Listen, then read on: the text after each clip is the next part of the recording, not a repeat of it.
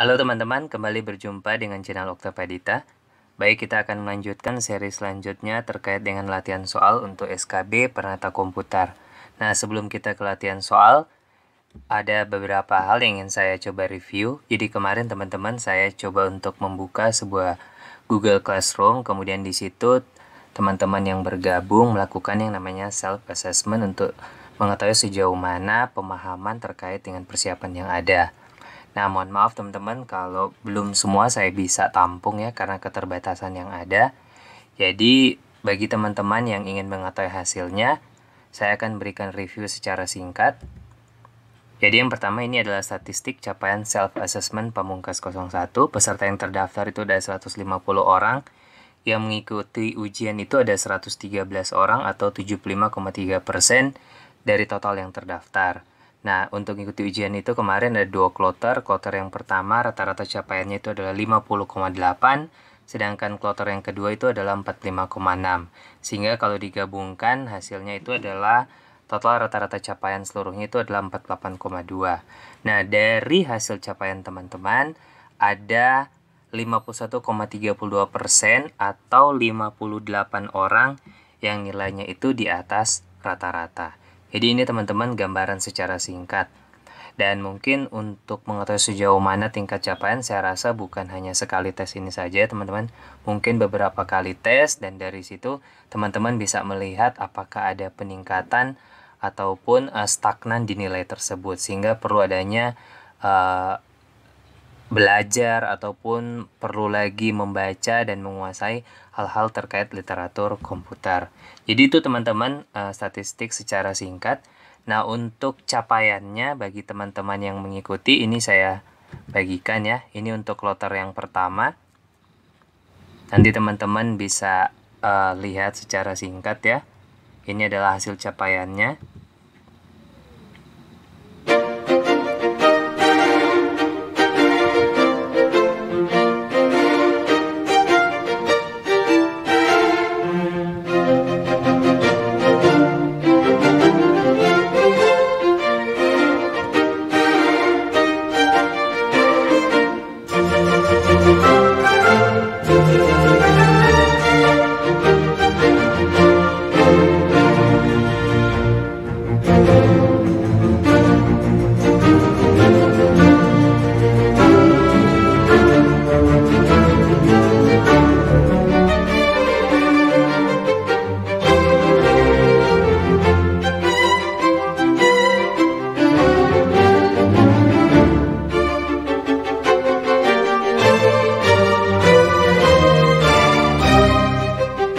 Dan ini capaian untuk kloter yang kedua ini kemudian.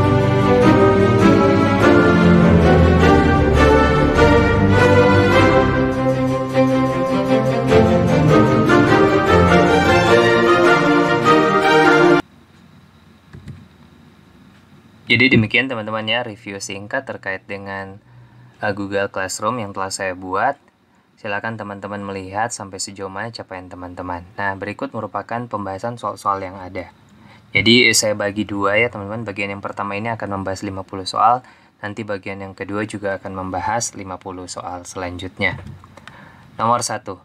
Kesatuan yang terdiri dari komputer, database, sumber daya manusia, sistem jaringan, dan prosedur yang dioperasikan secara terpadu untuk menghasilkan informasi merupakan pengertian dari A. Software, B. Database, C. Sistem informasi atau KD. Sistem manajemen. Jawabannya adalah C, yaitu sistem informasi. Hal ini sesuai dengan pasal 1 Kepmenpan nomor 66 ya teman-teman tahun 2003 tentang jabatan fungsional penata komputer dan angka kreditnya. Ini merupakan salah satu aturan terkait penata komputer yang menurut saya teman-teman harus bisa menguasai. Terkait dengan perubahannya nanti kita masih menunggu sampai sejauh mana ataupun apakah ada aturan terbaru terkait penata komputer. Nomor 2, instansi pembina jabatan fungsional penata komputer adalah A. Kementerian Dalam Negeri, B. Kementerian Komunikasi dan Informatika, C. Badan Pusat Statistik, atau KD. Badan Riset dan Teknologi. Jawabannya adalah C, yaitu Badan Pusat Statistik. Ini sesuai dengan pasal 2 Kepmenpen nomor 66 tahun 2003. Nomor 3, penata komputer dengan kualifikasi profesional yang pelaksanaan tugas dan fungsinya mensyaratkan penguasaan ilmu pengetahuan dan teknologi di bidang komputer, yaitu A. Penata komputer tingkat ahli, B. Penata komputer tingkat terampil, C. Penata komputer tingkat madya, atau D. Penata komputer tingkat pelaksana. Jawabannya adalah A, yaitu penata komputer tingkat ahli. Ini sesuai dengan pasal 1 keputusan bersama Kepala BPS dan Kepala BKN nomor 002 dan nomor 04 tahun 2004 tentang petunjuk pelaksanaan jabatan fungsional penata komputer dan angka kreditnya. Nah, yang membedakan antara tingkat ahli dan terampil, kalau ahli dia perlu kualifikasi profesional, sedangkan kalau tingkat terampil, teman-teman, kualifikasi teknis atau penunjang profesional. Itu kata kuncinya ya, teman-teman. Selanjutnya nomor 4, peraturan yang mengatur jabatan fungsional terkait pembagian rumpun jabatan fungsional PNS yang di dalamnya termasuk rumpun kekomputeran, yaitu A. Permen-Pan RB nomor 41 tahun 2018, B. Undang-Undang nomor 5 tahun 2014, C. Peraturan Pemerintah nomor 16 tahun 1994, atau D. Keputusan Presiden nomor 87 tahun 1999. Jawabannya adalah D ya teman-teman, yaitu Kepres nomor 87 tahun 99 tentang rumpun jabatan fungsional PNS. Jadi ini adalah aturan pertama kali yang mengatur tentang rumpun jabatan fungsional PNS. Sedangkan untuk PP nomor 16 tahun 94 tentang jabatan fungsional PNS, kemudian Undang-Undang nomor 5 tahun 2014 tentang aparatur sipil negara, dan Permen-Pan RB nomor 41 tahun 2018 itu tentang nomenklatur jabatan pelaksana bagi PNS di lingkungan instansi pemerintah. Ini sudah saya bahas ya teman-teman di video saya terkait dengan aturan penata komputer. Nomor 5, berikut yang bukan merupakan unsur jabatan fungsional penata komputer menurut Kepmenpan nomor 66 garing Kep garing Empan garing 7 garing 2003 adalah A. Analisis dan perancangan SI, B. Pengoperasian komputer, C. Penyusunan kebijakan SI, atau D. Operasi TI. Jawabannya adalah B, yaitu pengoperasian komputer. Di pasal 5 ya teman-teman, Kepmenpan nomor 66 tahun 2003 ini, jadi di situ dijelaskan bahwa pengoperasian komputer itu adalah subunsur dari operasi TI.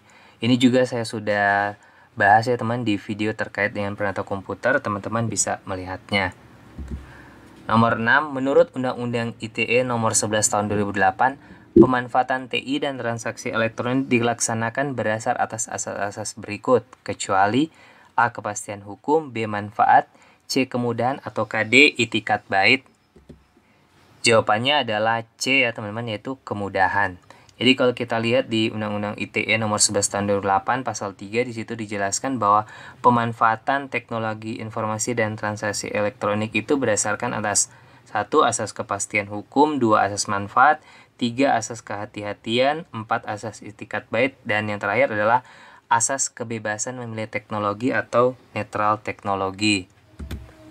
Nomor 7, berikut yang bukan merupakan subunsur dari implementasi TI jabatan fungsional penata komputer adalah A. Pemrograman dasar, B. Pemrograman mahir, C. Pemrograman lanjutan, atau D. Penerapan sistem komputer. Jawabannya adalah B, yaitu pemrograman mahir. Pasal 5 Kepmenpan nomor 66 tahun 2003, di situ dijelaskan ya teman-teman, subunsur dari unsur implementasi TI itu adalah pemrograman dasar, pemrograman menengah, pemrograman lanjutan, dan penerapan sistem komputer. Nomor 8, berikut yang bukan merupakan tugas pokok penata komputer adalah A. Mengembangkan SI berbasis komputer, B. Merencanakan SI berbasis komputer, C. Menganalisis SI berbasis komputer, atau D. Mengurangi SI yang berbasis komputer. Jawabannya adalah D ya teman-teman, mengurangi SI berbasis komputer. Pasal 4 Kepmenpan nomor 66 tahun 2003, di situ dijelaskan bahwa tugas pokok penata komputer itu mulai dari merencanakan, menganalisis, merancang, mengimplementasikan, mengembangkan, dan atau mengoperasikan sistem informasi berbasis komputer. Nomor 9, berikut yang merupakan aturan yang mengatur sistem pemerintahan berbasis elektronik atau SPBE, yaitu A. Undang-Undang nomor 11 tahun 2008, B. Undang-Undang nomor 19 tahun 2016, C. Peraturan Presiden nomor 95 tahun 2018, atau D. Peraturan Pemerintah nomor 82 tahun 2012. Jawabannya adalah C ya teman-teman, yaitu Peraturan Presiden Nomor 95 Tahun 2018. Ini salah satu peraturan Perpres yang baru ya, terkait dengan seluruh sistem pemerintahan yang berbasis elektronik di pemerintahan. Kalau Undang-Undang 11 Tahun 2008 itu adalah tentang ITE ya teman-teman. Kemudian Undang-Undang 19 Tahun 2016 itu adalah perubahan atas Undang-Undang Nomor 11 Tahun 2008 tentang ITE. Sedangkan Peraturan Pemerintah Nomor 82 Tahun 2012 itu adalah tentang penyelenggaraan sistem transaksi elektronik. Nomor 10, seorang penata komputer pelaksana melakukan perekaman data ekspor sebanyak 15.000 karakter dalam sehari.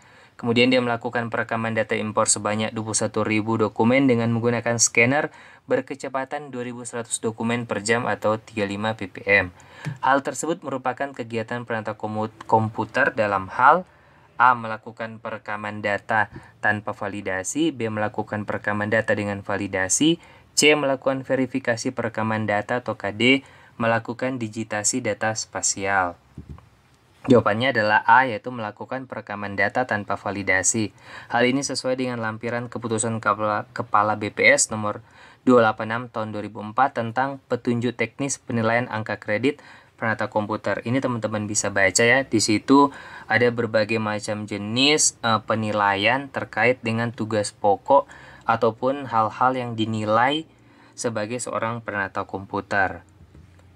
Nomor 11, manakah soket prosesor Intel berikut yang bisa digunakan oleh prosesor Core i5? A. LGA 775, B. LGA 771, C. LGA 1366, atau D. LGA 1156. Jawabannya adalah D. LGA 1156. Soket untuk prosesor Intel i5 sampai sejauh ini ya teman-teman tidak terbatas, hanya ini ada LGA 1155, ada FC LGA 1155, ada LGA 2011 dan LGA 1156. Sedangkan untuk LGA 775 ini adalah soket yang lama ya teman-teman. Ini mulai dari Pentium 4, Pentium D, Celeron D, Dual Core, Core 2 Duo, ada juga untuk Xeon, Core 2 Quad, dan LGA 1366 ini untuk Core i7, Xeon, dan Celeron P1053. Ini teman-teman bisa cari di internet ya, terkait dengan soket-soket yang sesuai dengan perkembangan prosesor Intel. Nomor 12, apakah nama komponen pada motherboard yang bekerja bersama prosesor secara kolektif untuk mengontrol memori, bus pada motherboard, dan beberapa peripheral lainnya atau peralatan lainnya? A. Soket, B. Chipset, C. DDR-RAM, atau D. Prosesor. Jawabannya adalah B, yaitu chipset ya teman-teman. Jadi kalau bisa saya gambarkan di sini, chipset itu secara tradisional, secara umum dia itu ada dua, ada yang namanya North Bridge dan South Bridge. North Bridge ini dia mengatur yang primary untuk video grafisnya. Dalam hal ini misalnya contoh primary PCI Express slot dan juga RAM. Sedangkan South Bridge ini teman-teman dia mengatur slot PCI Express lainnya, ada juga untuk mengatur drive line dan sound USB.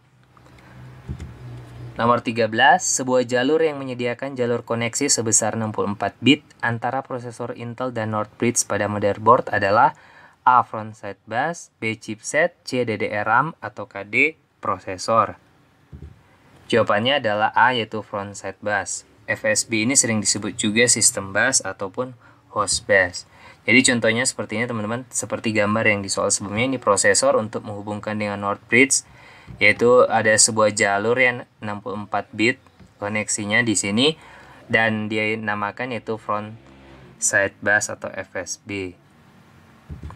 14, manakah chipset Intel berikut yang berisi memori dan graphic controller dan berada dalam sebuah unit prosesor? A. Sandy Bridge, B. Celeron, C. Platform Controller Hub, atau D. Hyperthreading. Jawabannya adalah A, yaitu Sandy Bridge ya teman-teman. Jadi ini chipset Sandy Bridge atau Ivy Bridge ini digunakan di generasi kedua Intel Core i7. Jadi di dalam sebuah prosesor sudah ada juga chipset yang mengatur memori dan graphic controller. Saya beri contoh seperti ini ya teman-teman. Sandy Bridge atau Ivy Bridge ini biasanya ini diatur oleh North Bridge, tetapi ini sudah ada di dalam sebuah prosesor. Dia mengatur namanya Primary PCI Express, yaitu dual graphics card, kemudian ada memori DDR3, kemudian dia tergabung, ini kalau bisa dibilang adalah Southbridge ya, yaitu platform controller hub. Dia yang menangani audio, Ethernet, SATA, eSATA, PCI Express 2.0, dan juga USB. 15. Berapakah throughput atau bandwidth maksimal dari PCI Express versi 3.0? Apakah A 64 GB per second untuk 16 lane, B 32 GB per second untuk 16 lane, C 16 GB per second untuk 16 lane, atau KD 8 GB per second untuk 16 lane? Jawabannya adalah B, teman-teman, 32 GB per second. Jadi mulai dari versi 1.1 itu kecepatannya 8 GB per second, versi 2 itu dikalikan 2 jadi 16 GB per second. Untuk versi yang ketiga dikalikan 2 lagi menjadi 32 GB per second, dan versi 4 PCI Express-nya kecepatannya itu 64 GB per second. Nomor 16. Tempat penyimpanan data sementara yang sering digunakan ketika transmisi data harus mengambil tempat pada kecepatan yang berbeda merupakan pengertian dari A. Download, B. Broadband, C. Forward, atau D. Buffer. Jawabannya adalah D, yaitu buffer ya teman-teman. Buffer itu tempat penyimpanan data sementara yang sering digunakan ketika transmisi data harus mengambil tempat pada kecepatan yang berbeda. Contohnya ketika kita akan menonton misalnya YouTube atau menonton channel ini ya teman-teman. Terkadang playernya itu sudah jalan tetapi proses downloadnya itu belum selesai sehingga terjadi load ataupun terjadi buffer karena kecepatan yang berbeda. 17. Proses menjalankan prosesor, memori, motherboard, atau video card pada tingkatan atau konfigurasi yang lebih cepat atau lebih tinggi dibandingkan rekomendasi pabrik pembuatan disebut A. Overclocking, B. Overspeed, C. Virtual machine, atau D. Unlock. Jawabannya adalah overclocking atau sering juga disebut overclock ya teman. Jadi itu dia pengaturannya di BIOS atau aplikasi pihak ketiga lainnya.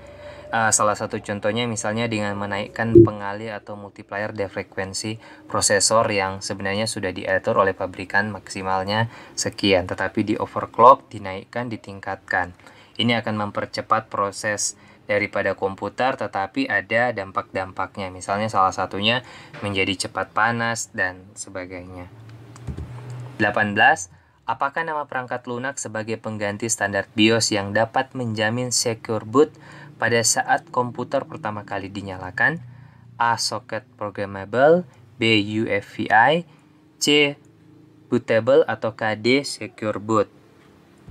Jawabannya adalah B, yaitu UEFI ya teman-teman, atau Unified Extensible Firmware Interface, di mana versi 23 dan di atasnya itu menjamin yang namanya secure boot, sehingga dia dapat mencegah malicious code atau virus dan sebagainya untuk di-load saat pertama kali dan dieksekusi pada waktu proses booting sebelum OS. Jadi ada beberapa jenis virus ataupun malicious code ini, jadi dia masuk ya teman-teman dalam suatu proses booting. Nah, UEFI ini akan memastikan bahwa yang di-load pertama kali itu adalah operating system. Ini contohnya ya teman-teman, ini standar BIOS yang lama, di mana kita menggerakkan harus menggunakan keyboard. Sedangkan kalau UEFI ini tampilnya sudah lebih baik ya, dan ini juga mendukung ketika kita akan menggunakan mouse. 19. Apakah nama metode partisi harddisk yang dapat mendukung harddisk dengan ukuran hingga 2 TB ke atas pada OS Windows? A. Master Boot Record atau MBR, B. Guide Partition Table atau GPT, C. NTFS, atau D. FAT32. Jawabannya adalah B ya teman-teman, atau GPT atau Guide Partition Table. Jadi GPT ini dapat mendukung harddisk hingga secara teori yaitu 9,4 zettabytes ya teman-teman, dan dia hanya didukung dapat diaktifkan ketika menggunakan UEFI. Kalau BIOS tidak bisa ya teman-teman. Kalau BIOS itu dia hanya dapat mendukung MBR, Master Boot Record, di mana MBR itu hanya dapat mendukung maksimal kapasitas harddisknya itu hingga 2 TB. 20. Berikut yang bukan merupakan komponen dasar dalam sebuah prosesor adalah A. Register, B. Control Unit, C. Jumper, atau D. Internal Cache. Jawabannya adalah C ya teman-teman, jumper. Jadi kalau bisa saya gambarkan, isi dari sebuah prosesor itu dimulai dari internal memory case, dia akan terhubung dengan ALU atau arithmetical logic unit, kemudian ada juga control unit. Control unit ini akan berhubungan dengan I/O ya, input output unit, dan ALU atau arithmetic logic unit ini akan terhubung dengan register, dan masing-masing itu terhubung dengan yang namanya jalur bus, internal data bus di sini, dan ada juga yang saya sampaikan tadi front side bus untuk terhubung dengan North Bridge ataupun South Bridge. 21. Berikut yang bukan merupakan operating system untuk mobile device adalah A. Symbian, B. Java Micro Edition, C. iOpen, atau D. Windows Phone. Jawabannya adalah C. iOpen ya teman. Kalau Symbian itu digunakan oleh Nokia, Sony, dan lain-lain. Windows Phone itu digunakan oleh Windows Phone atau Microsoft, dan Java Micro Edition itu digunakan oleh smartphone yang berbasis Oracle. 22. Berikut manakah yang merupakan tipe seri Android Mobile OS? A. iOpen, B. KitKat, C. OS X, atau D. Fromo? Jawabannya adalah B. KitKat ya teman. Jadi tipe seri untuk Android itu sejak diluncurkan namanya itu berurutan ya secara alfabet teman-teman. Mulai dari yang terdokumentasi Cupcake, C, kemudian D. Donut, E. Eclair, F. Froyo, J. Gingerbread, dan seterusnya G, H, I, J, K, L, M, N, O itu adalah Oreo, P itu Pie, Android, kemudian balik ke Android 10 dan seterusnya. Jadi jawabannya adalah B, yaitu KitKat. 23. Berikut manakah perangkat yang tidak menggunakan iOS? A. iPad, B. iPhone, C. iPod, atau D. iTunes? Jawabannya adalah D, yaitu iTunes. Jadi 3 ini adalah perangkat yang dikeluarkan oleh Apple ya teman-teman, mulai dari iPad, iPhone, dan iPod. Sedangkan iTunes ini merupakan perangkat lunak, digunakan untuk memutar, mengorganisasi, dan untuk juga membeli lagu. 24. Apakah nama sistem operasi pada mobile device yang didasarkan pada operating system Linux? A. Symbian, B. iOS, C. Android, atau D. Windows Phone? Jawabannya adalah C, yaitu Android. Android ini dikembangkan oleh Google yang didasarkan pada OS Linux dan bersifat open source. 25. Apakah nama proses di mana mobile device secara rutin mengirimkan posisi fisiknya secara otomatis lewat GPS? A. Geo-tracking, B. Geopad, C. Gesture, atau D. GUI? Jawabannya adalah geo-tracking. Jadi lokasi pengguna itu bisa diamati lewat data yang dikirimkan secara simultan melalui GPS mobile device pengguna. 26. Berikut manakah yang merupakan standar IEEE untuk wireless LAN? A. 802.1, B. 802.3, C. 802.11, atau D. 802.15? Jawabannya adalah C, yaitu 802.11. Kalau 802.1 itu untuk higher layer LAN protocol, 802.3 itu untuk penggunaan Ethernet ya teman-teman, yaitu CSMA/CD, sedangkan 802.15 itu untuk penggunaan wireless personal area network atau WPAN. 27. Metode akses pengiriman dan penerimaan data yang digunakan dalam wireless LAN adalah A.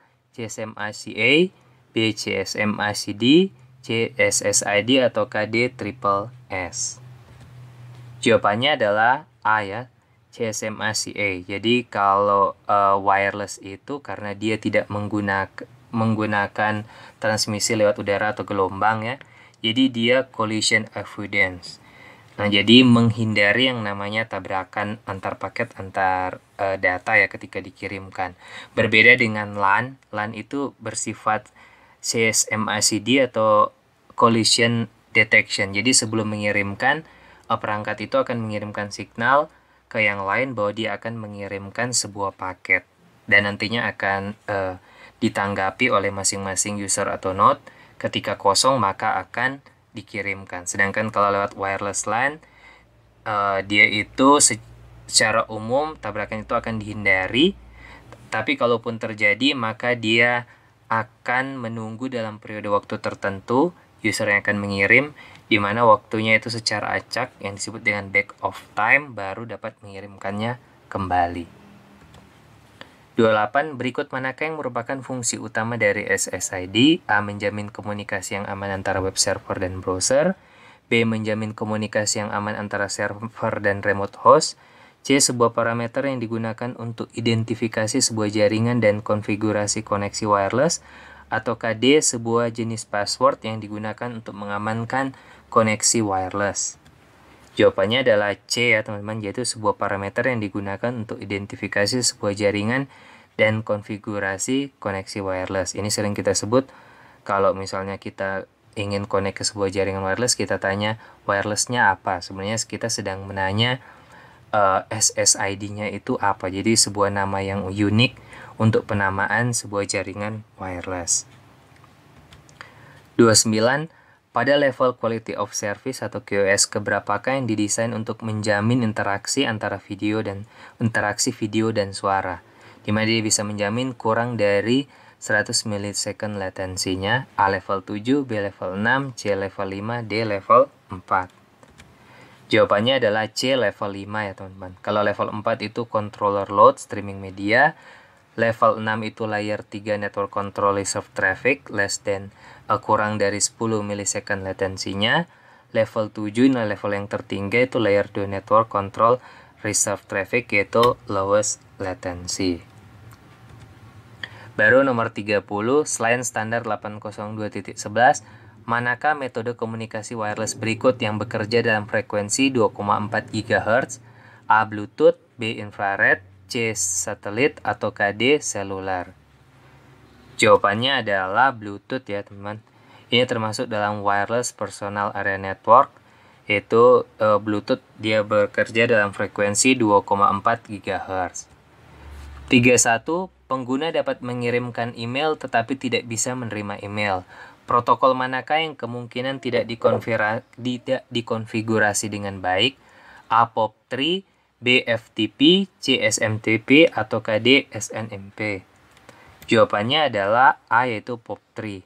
Jadi kalau SMTP itu dia yang protokol yang berfungsi untuk pengiriman email, kalau POP3 untuk penerimaan email, kalau FTP dia bertanggung jawab pada pengiriman file ke remote komputer, dan SNMP itu dia yang pengaturan host dalam sebuah jaringan. 32. Manakah alamat IP berikut yang tidak bisa digunakan untuk alamat DNS server di internet? A. 172.30.254.200, B. 18.30.66.254, C. 155.118.63.11, atau D. 11.25.11.33. Jawabannya adalah A, yaitu 172.30.254.200. Jadi alamat tersebut masuk pada alamat private, di mana itu masuk pada kelas B. Kelas B alamat private-nya itu 172.16.0.0 hingga 172.31.255.255. Pembahasan terkait dengan IP address saya sudah buatkan video secara khusus, silakan teman-teman coba untuk mengaksesnya. 33. Apakah nama protokol TCP/IP yang menggunakan port 80? A. HTTP, B. HTTPS, C. Telnet, atau D. yaitu POP3.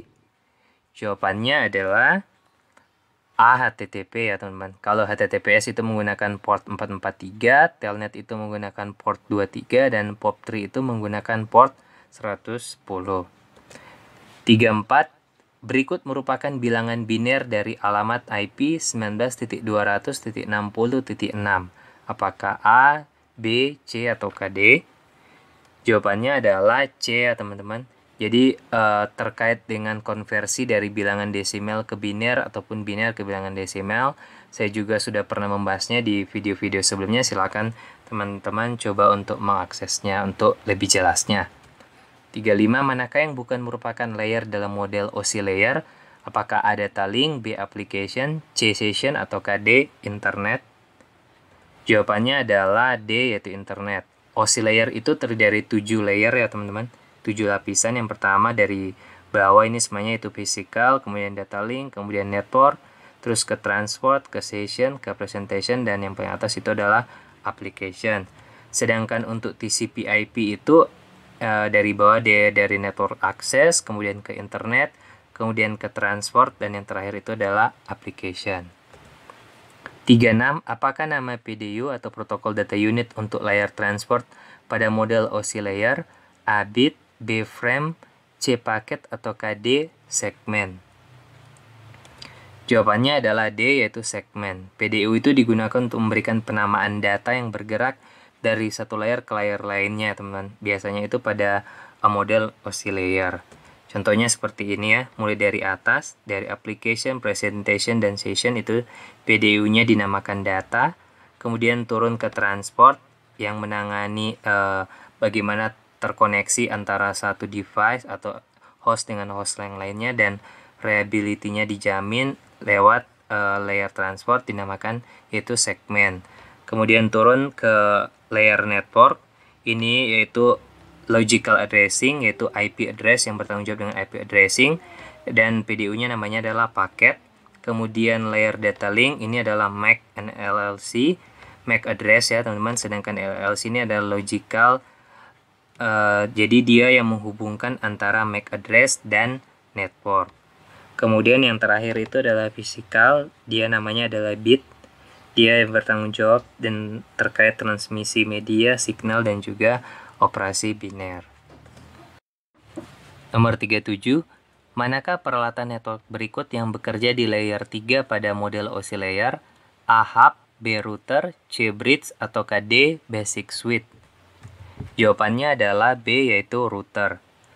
Untuk bridge dan basic switch itu bekerja di layer 2, sedangkan hub itu bekerja di layer 1. 38. Pada jaringan dengan topologi full mesh, berapakah jumlah koneksi yang harus dibuat untuk menghubungkan 5 komputer? A10, B15, C20, atau KD25? Jawabannya adalah 10. Nah, teman-teman, topologi mesh seperti kita ketahui ya, bahwa dia itu untuk menghubungkan node-nya itu saling terhubung, saling redundant ya, saling backup antara satu dengan yang lain.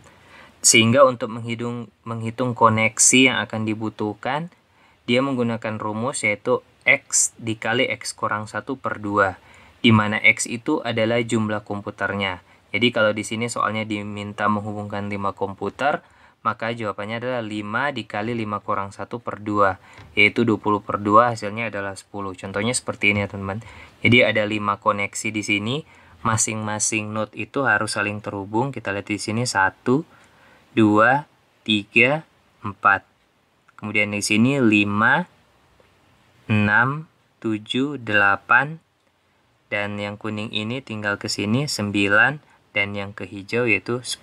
Jadi ada kurang lebih 10 node. 39.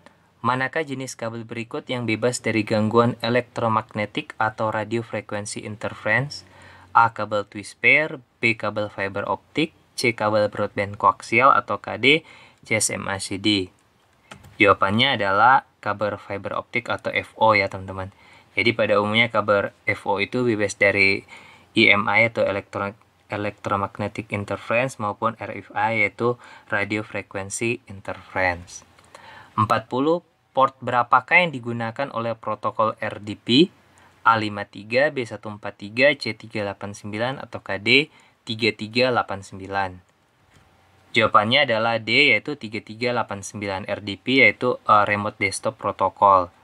Jadi kalau port 53 itu digunakan oleh DNS, untuk port 143 itu IMAP4, dan LDAP itu menggunakan port 389. Ini sekali lagi secara defaultnya. 41. Manakah jenis traffic jaringan berikut yang membutuhkan QoS? A. Email, B. Online purchasing, C. Video conferencing, atau KD wiki? Jawabannya adalah C, yaitu video conferencing. Jadi level 5 QoS didesain untuk menjamin interaksi video dan suara. Kurang dari 100 milisecond latensinya. 42. Berikut manakah yang merupakan standar IEEE untuk Ethernet, yaitu GSM ACD, A802.3, B802.11, C802.15, atau KD 802.20? Jawabannya adalah A802.3. Jadi kalau 802.11 itu untuk wireless LAN, dan 802.15 itu untuk wireless PAN. PAN itu Personal Area Network. 43.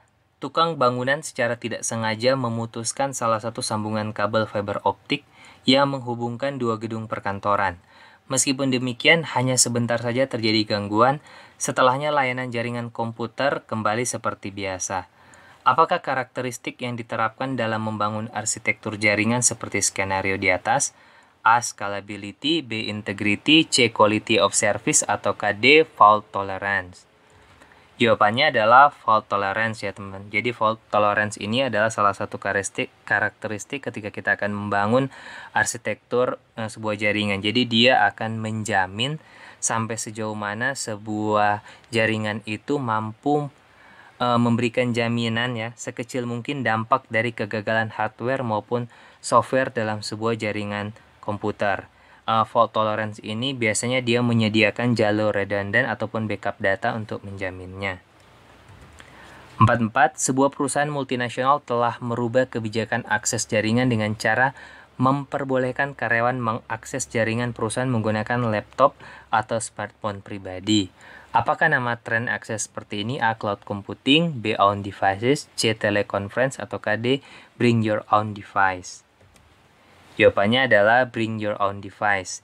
Ini menjadi sebuah tren ya teman-teman untuk efisiensi dan juga efektivitas perusahaan. Jadi kalau dulu begitu tertutup, perusahaan harus menggunakan perangkat yang ada di perusahaan. Takutnya nanti misal ada data-data yang penting, kemudian ada akses dari perusahaan yang digunakan untuk hal yang tidak dan sebagainya. Tetapi sekarang trennya adalah sudah bisa menggunakan laptop, smartphone, ataupun tablet pribadi dari karyawan.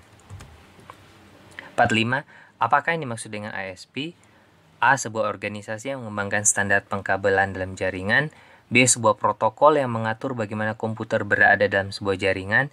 C. Sebuah organisasi yang mengatur individu dan organisasi atau perusahaan untuk terkoneksi dengan internet. Atau D. Sebuah peralatan jaringan untuk menghubungkan beberapa peralatan jaringan lainnya menjadi satu.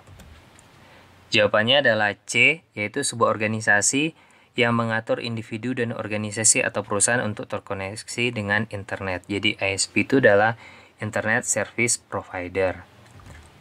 46. Setiap komputer memiliki sebuah program yang tertanam dalam BIOS untuk melakukan mekanisme diagnosis fungsionalitas hardware dasar saat komputer dinyalakan, yaitu A. CMOS, B. DNS, C. POS, atau D. TCP.